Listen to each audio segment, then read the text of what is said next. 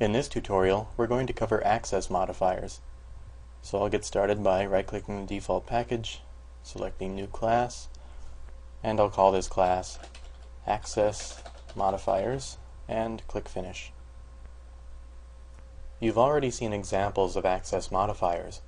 For example, when we create our main method by typing main and pressing Control spacebar, notice that the keyword public is attached to that method. Now public is one of Java's access modifiers. The other three are private, protected, and default. So let's create method stubs for each. Let's say public void do something public. Let's say private void do something private. Let's say protected void do something protected. And for the last modifier, which is default access, you just leave the access modifier off. So we could just say void do something. So basically, access modifiers can put restrictions on how parts of your code can be accessed, if at all.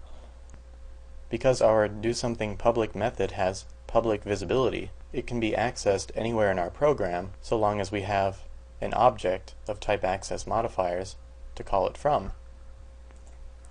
So let's put in a comment saying public visibility means that this method can be accessed anywhere in the program so long as you have an instance of this class to call it from.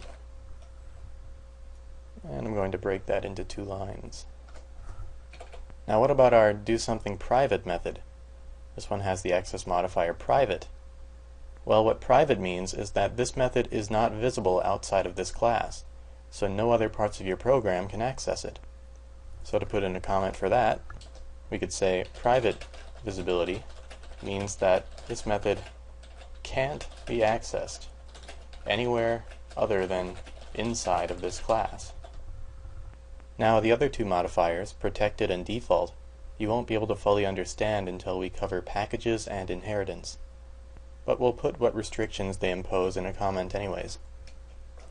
So protected visibility means that this method can only be accessed inside of this package and from subclasses of this class. And you will understand what a subclass is when we cover inheritance, and I will probably cover packages in the next tutorial. And for the default access modifier, default visibility means that this method can only be accessed inside of this package. So default is very similar to protected, except protected allows subclasses outside of this package to access the method. And again, that will become more clear once we cover inheritance. So if we look at the 4 access modifiers and kind of rate them in terms of how much access they restrict, we would say that private is the most restrictive. After private, it would be default, because default means that it can only be accessed within this package. The next would be protected, because it includes this package as well as subclasses.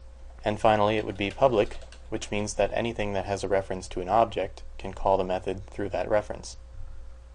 Now, all of these modifiers can also be applied to variables.